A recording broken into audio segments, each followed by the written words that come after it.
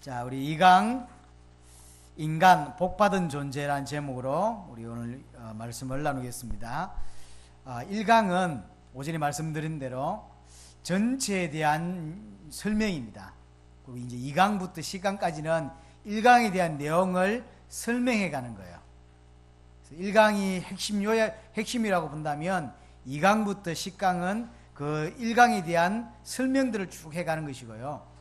11강은 전도에 대한 이야기고 12강은 우리의 마지막 신앙인 마라나타에 관한 이야기입니다. 오늘 그 중에 2강입니다. 인간 복받은 존재라는 제목입니다. 인간이 어떤 존재냐? 하나님의 형상대로 지음받은 존재입니다. 창세기 1장 26절 27절에 보니까 하나님의 형상을 따라 하나님의 모양대로라고 되어 있어요. 그럼 어떤 부분을 닮았단 말입니까? 하나님을 닮았다고 되어 있는데 요한복음 4장 24절에 보니까 하나님은 영이시니라고 했어요. 그러면 인간이 어떤 존재라는 이야기죠? 영적인 존재라는 이야기입니다. 인간은 분명히 육신을 가지고 있습니다. 그러나 영적인 존재입니다. 그래서 분명히 육신적인 부분도 채워져야 되지만 더 급하게, 더 시급하게 채워져야 될 부분이 뭐냐면 영적인 부분이에요. 영적인 부분에 답을 얻지 못하면 어떤 것을 가지고도 행복하지 않은 게 인간입니다. 왜 그러냐면 그렇게 창조되었어요. 시편 8편 8절에 보니까 하나님보다 조금 못하게 하시고 영화와 존귀로 간을 씌우셨다라고 되어 있습니다. 하나님보다 조금 못하게. 참 말이 안 되잖아요. 근데 이게 인간이요. 하나님보다 조금 못하게 하시고 영화와 존귀로 간을 씌우셨다. 이는 왕을 세울 때 하는 말입니다. 그래서 인간은 어떤 존재냐면 왕적인 존재입니다. 분명히 인간은 하나님 앞에서는 피조물입니다. 그렇죠? 하나님 앞에서는 피조물이에요. 잊지 말아야 돼요. 그러나 세상 앞에서는 인간은 왕적인 존재입니다. 하나님이 세상을 다스리고 통치해야 되는데 그걸 누구에게 주셨냐면 인간에게 주셨다는 거예요. 그래서 인간은 세상 앞에서는 왕적인 존재라니까. 창세기 3장 5절에 보니까 하나님의 자녀로 부름받았어요. 인간은 어떤 존재냐? 하나님의 자녀입니다. 자, 아담이 시간이 지나서 셋을 낳았어요. 그런데 어떻게 표현되어 있냐면 아담의 모양과 아담의 형상을 따라서 낳았다고 되어 있어요. 뭐하고 비교하고 있는 거죠? 인간이 하나님의 형상과 모양을 따라 지음받았죠. 똑같은 비교입니다. 그러니까 셋이 아담의 형상을 가지고 아담의 모양대로 태어난 자녀이듯이 인간은 하나님의 형상과 모양을 가진 하나님의 자녀라는 거예요. 그게 인간입니다. 처음부터 인간은 하나님의 자녀입니다. 이게 인간이 가지고 있는 축복입니다. 쉽게 말하면 인간은 엄청난 복을 받은 존재라니까요. 사람들이 잘 느끼지 못하고 알지 못해서 그렇지. 그래서 사실은 기도해야 되는 게 뭐냐면 내가 받은 축복을 사실은 알아야 됩니다. 사단이 그걸 모르게 합니다. 교회를 오랫동안 다녀도 사실은 인간이 얼마나 큰 축복을 받은 존재인지를 잘 몰라요. 인간이 여러 가지 불편한 것이 있으면 막 고치려고 합니다. 그게 인간인데 가장 인간이 어떤 존재인지를 모르고 넘어간다니까. 영적인 존재요, 왕적인 존재요, 하나님의 형상입니다. 또 골로새서 1장 15절에 보니까 그는 보이지 아니하는 하나님의 형상이라고 그랬어요. 누굴 보고 하는 소리입니까? 그리스도를 보고 하는 소리입니다. 그리스도가 하나님의 형상입니다. 고린도후서 4장 4절에 보니까 그리스도는 하나님의 형상이시니라 이렇게 되어 있어요. 그럼 인간이 어떤 존재냐? 그리스도와 비슷한 존재라는 거예요. 사실은 이걸 설명할 수 있는 단어가 없어서 이렇게밖에 표현하지 못해요. 분명한 것은 인간이 하나님의 형상이고 그리스도가 하나님의 형상이에요. 얼마만큼 인간이 축복이 큰지를 설명하는 거예요. 그리스도와 버금갈 만한 그런 존재가 누구냐? 인간이라는 거죠. 사실은 인간은 엄청난 축복을 받았습니다. 그래서 바울은요, 성경에 기록하기를 첫 사람 아담 이렇게 설명하고 마지막 아담 이렇게 설명하잖아요. 첫 사람 아담, 여러분들 아는 그 아담이고요. 마지막 아담은 누구를 말하는 거죠? 그리스도를 말하는 거예요. 그러니까 아담이라고 두 개 비교하고 있어요. 인간은 그만큼 축복받은 존재입니다. 영적인 존재요, 왕적인 존재요, 하나님의 자녀요, 그리스도를 방불케 하는 그리스도와 비슷한 존재가 인간이라는 거죠. 그래서 한마디로 복받은 존재입니다. 창세기 1장 28절에 보니까 하나님이 그들에게 복을 주시며, 그래서 복의 내용도 중요하지만 처음부터 복받은 존재로 창조했다는 거예요. 여러분이 하나님께서 주신 그 복음으로 말미암아 다 회복되어야 될 내용들입니다. 세상 속에 살고 있지만 분명히 복받은 존재입니다. 창세기 2장에 보니까 인간이 받은 축복이 어떤 것인지를 조금씩 설명하고 있습니다. 창세기 2장 1절에 3절에 보니까 하나님이 모든 세상을 창조하시고 안식하는 장면이 나왔어요. 그 안식의 축복이 시키면 하나님이 누리는 그 안식이, 그 축복이 인간의 축복이 된 거예요. 안식의 축복. 안식이 뭡니까? 하나님이 주시는 평안, 그게 안식이거든요. 사실 안식이라고 하는 것은 하나님이 거예요. 창조를 다 마친 이후에 안식하셨어요. 그게 하나님의 축복이라니까. 근데 그것이 인간에게 왔어요. 인간에게 오는 첫 번째 축복이 뭐냐면 안식의 축복입니다. 창세기 2장 10절에 보니까 생명이 되었다 그랬어요. 조금 이따 설명을 하겠습니다. 분명히 흙으로 창조되었어요. 그러나 생명, 살아있는 영적인 존재라는 이야기죠. 분명히 뭐와 다르냐면 영적인 존재, 사단도 영적인 존재입니다. 천사도 영적인 존재예요. 그러나 그거하고 다르다니까. 그 설명은 조금 이따 하겠습니다. 여하튼 인간은 이렇게 생명이라 그랬어요. 축복받은 존재입니다. 창세기 2장 8절에 15절에 보니까 경제의 축복을 설명합니다. 많은 이렇게 설명들 나오지 다 경제입니다. 거기다가 경작했다 그랬어요. 타락하기 전이나 타락한 후에도 일이라는 건 있었습니다. 그렇죠? 일이라는 건 있었어요. 인간이 일을 했다니까. 그러나 타락하기 전에 그걸 일을 안 그랬어요.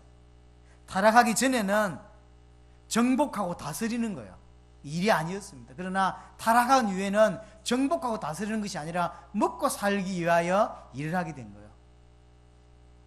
바꿔서 설명하면 정말로 복음을 받고 나면 왜 살죠? 이게 답이 나오게 되어 있습니다. 복음을 정말로 받고 나면 어떻게 살 수밖에 없는지, 세상을 정복하고 왕적인 축복대로 살 수밖에 없는 게 사실 인간입니다. 분명히 교회를 다녀도 복음이 정확지 않으면 육신을 위해 살 수밖에 없는 거야. 인간은 경제의 축복을, 창세기 2장 17절에 보니까 언약을 주셨다 그랬어요. 이 언약도 조금 이따 다시 설명하겠습니다.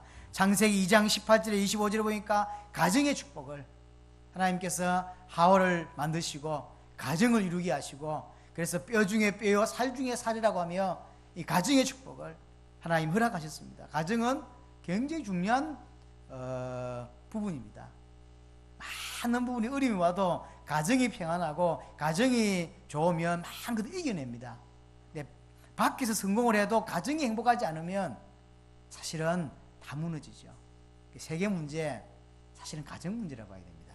가정 문제로 시작해서 자녀 문제, 부부 문제 다 와요. 그렇죠. 그래서 세상 문제, 가정 문제입니다. 가정 문제.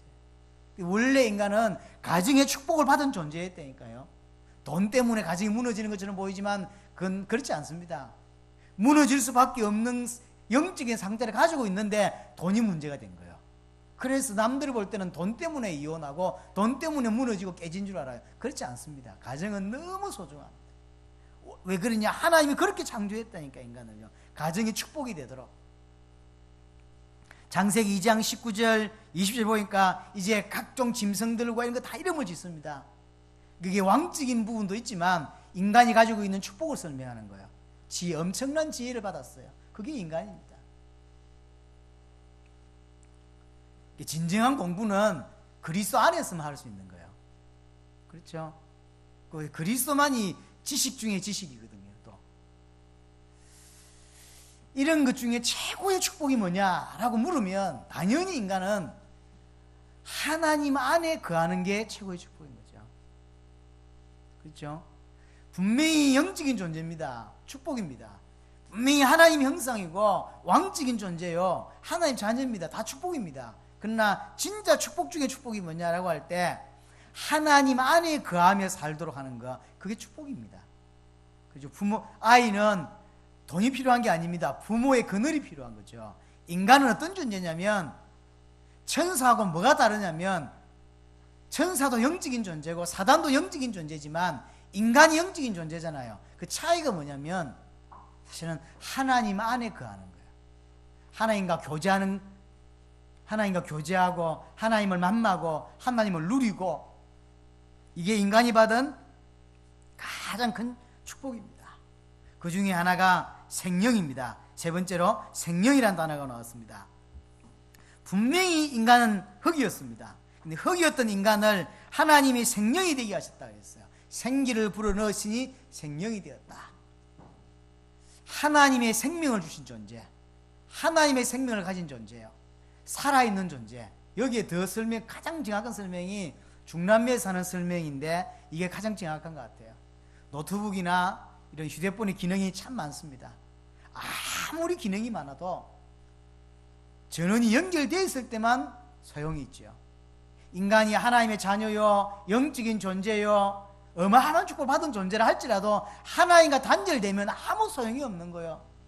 기계가 아무 소용이 없듯이 똑같습니다. 인간은 하나님과 함께 할 때만 그게 축복이 되는 것입니다. 그게 인간입니다. 이걸 보고 생명이라고 그래요. 하나님과 연결되어 있다 이 말이에요. 그 연결되어 있는 게 단절되면 아무것도 필요하지 않아요. 소용이 없죠. 엄청난 복을 가졌는데 소용이 없어요. 생기를 불어넣으셨다 그랬어요. 생기는 다른 말로 성령으로 번역할 수 있습니다. 그러나 딱 성령이라고 말하기만은 조금 아쉬운 게 있어요. 그러나 이해하기 쉽게 하나님의 성령께서 내 안에 와 계신 거, 그 생기를 불어넣으시니 생명이 살아있는 존재, 하나님이 함께 하실 때 비로소 살아서 활동하고 살아서 모든 것들이 축복이 되고 누려질 수 있는 존재, 그게 인간입니다. 네 번째로 언약을 받은 자입니다. 이게 인간입니다. 언약을 받은 자. 이게 왜 큰 축복이냐면 하나님이 흙이었던 인간을 생명으로 만드시고 약속을 줬다니까. 약속을 줬다는 게 무슨 말입니까? 약속을 아무나 합니까? 개하고 약속하지는 않습니다. 고양이하고 약속하지는 않죠. 왜요? 약속은 비슷하거나 뭔가를 해야 될 때 하는 게 약속이지, 짐승하고 하는 약속은 없어요. 개미하고 하는 약속이 있습니까? 그런 건 없어요.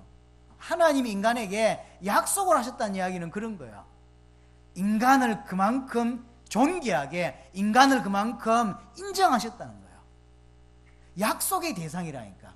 하나님이 우리를 약속의 대상으로만큼 그렇게 귀하게 하나님의 형상대로, 하나님의 자녀로, 영적인 존재로 그 엄청난 축복을, 그것도 완전한 축복을 받을 수 있는 그런 존재로 주셨다는 거죠. 그래서 대충 할 게 따로 있습니다. 대충 할 게 있고 진짜로 알아야 되는 게 있는데, 인간이 받은 축복이 뭔지를 진짜 알아야 돼요. 사실은 그리스도가 발견되고 그리스도가 계시되면서 인간의 문제도 보이고, 인간의 문제에 있기 전에 인간의 원래의 모습도 알게 되는 겁니다. 사실 세 가지를 알아야 돼요. 원래 인간이 얼마나 큰 축복을 받았는지, 원래 우리를 어떻게 원하셨는지를 알아야 돼요. 세상에서 세상을 다스리고 세상을 정복하는 왕적인 존재요, 하나님의 자녀라는 사실을 알아야 됩니다. 그렇지 않으면 눌리게 돼 있고 세상에 종노릇하게 돼 있고 세상에 지게 돼 있습니다. 원래 인간은 그런 존재가 아닙니다. 능히 세상을 따라가거나 그런 존재가 아니라 능히 세상을 정복하고 세상을 다스리고 이기는 존재를 우리를 부르셨는데, 이게 바뀌어가지고 세상에 종노릇하고 세상을 따라가고 세상의 유행과 세상이 원하는 것을 맞추어 살아가는 이상한 존재가 돼버렸다니까요. 그렇지 않다니까요. 원래는 하나님의 형상이요, 영적인 존재요, 하나님의 자녀요, 세상을 다스려야 되는 왕이라니까요. 근데 왕이 종이 돼버렸어요. 그래서 받은 축복이 뭐며, 왜 이 축복을 잃어버렸는지, 잃어버렸을 때 그 내용이 뭐며, 이를 어떻게 해결할 수 있는지를 사실은 인간은 알아야 합니다. 대충 해야 될 것도 있겠지만 정말로 깊이 이해해야 될 게 있어요. 이런 것이 깊이 이해해야 됩니다. 이 예화도 사실은 중남미에서 늘 쓰는 예화인데, 참 그게 맞다는 생각이 들어요. 단 한 번도 비행기를 본 적이 없는 저또 노원시 저런 밀림이라도 이리 사는 사람들이 비행기가 추락을 했는데 산산조각이 나버렸어요. 그 산산조각 난 그 비행기 어떤 물체를 들고 비행기를 유추해낼 수 있겠습니까? 혹시 유추해내고 비행기 모양은 만들어낼 수 있을지 몰라도 그 비행기 원리라든가 비행기의 그런 이런 내부적인 부분들을 이해할 수가 없죠. 어떻게 해서 비행기가 날아갈 수 있고 어떻게 해야 하면 비행기가 뜰 수 있는지 이런 건 잘 모른단 말이죠. 우리가 그렇단 말이에요. 내 생각과 내 기준 가지고는 절대로 알 수가 없어요. 하나님이 계시해 주셔야 되고 하나님이 계시해 주실 때만 사실은 이 인간이 받은 그 엄청난 축복이 축복으로 다가올 수 있는 겁니다. 여러분이 정말로 하나님 은혜로 여러분에게 복음이 계시되기를 바라고 그 계시되었을 때 나타나는 게 뭐냐면 내가 얼마나 큰 축복받은 존재인지를 알게 됩니다. 복음으로 말미암아 나를 살려내야 되는 거죠. 언약 약속하는 관계였다니까요. 그 약속이 뭐냐라고 할 때 이제 선악과입니다. 선악과에 뭐가 있는 게 아닙니다. 그죠? 약속의 내용이 선악과예요. 선악과에 뭐 특별한 능력이 있거나 특별한 효력이 나타나는 게 아닙니다. 말 그대로 그냥 선악과입니다. 무슨 말이냐면 이 선악과는 나무를 보면 선과 악을 알 수 있는 나무라는 이야기예요. 나무 자체가 있는 게 아니라 그래서 우리가 지금까지 설명했듯이 나무를 하지 않고 다른 것도 할 수 있었다는 거죠. 선악바위. 이 바위 위에만 올라가지 마. 이 선악바위인 거죠.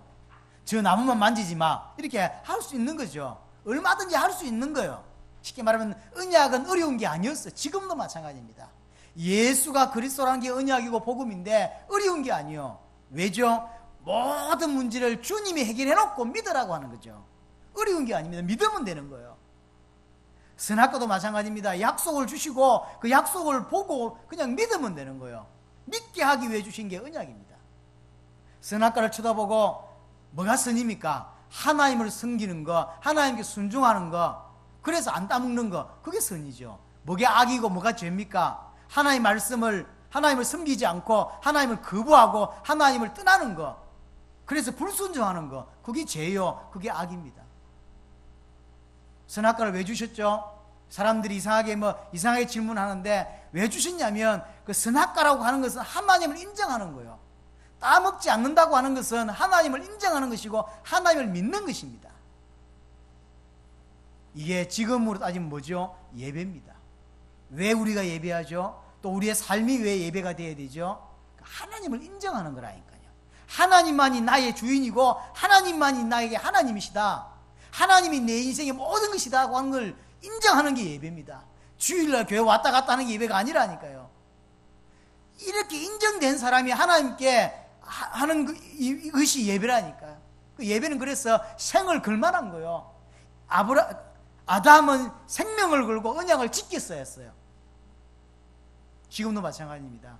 예배는 생명을 걸고 지켜야 되는 게 예배예요. 왜냐하면 예배가 단순히 앉아있다 집에 가는 게 아니라니까요.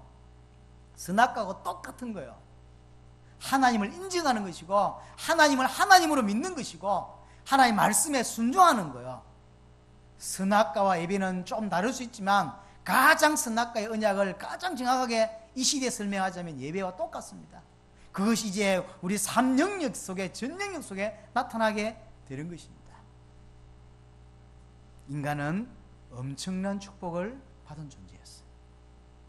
하나님의 흙이었지만 생명이 된 존재고 하나님과 약속을 할 수 있을 만큼 하나님이 귀하게 하나님의 많은 축복을 받은 존재가 인간이었다고 하는 사실. 그걸 계속 축복을 누리게 하기 위한 그러면 선악과는 그 언약을 주신 근본적인 목적은 뭐죠? 누리게 하는 거예요. 축복을 누리게 하기 위해서 언약을 주셨죠. 먹게 하게 준 게 아닙니다. 우리에게 예수가 그리스도라는 복음을 왜 주셨냐? 계속 하나님의 축복을 누리게 하기 위해서 주신 거예요. 알게 될 때, 믿게 되었을 때 그것을 누리고 하나님 것을 누릴 수 있는 것입니다. 이 은혜가 여러분에게 있게 되기를 바랍니다.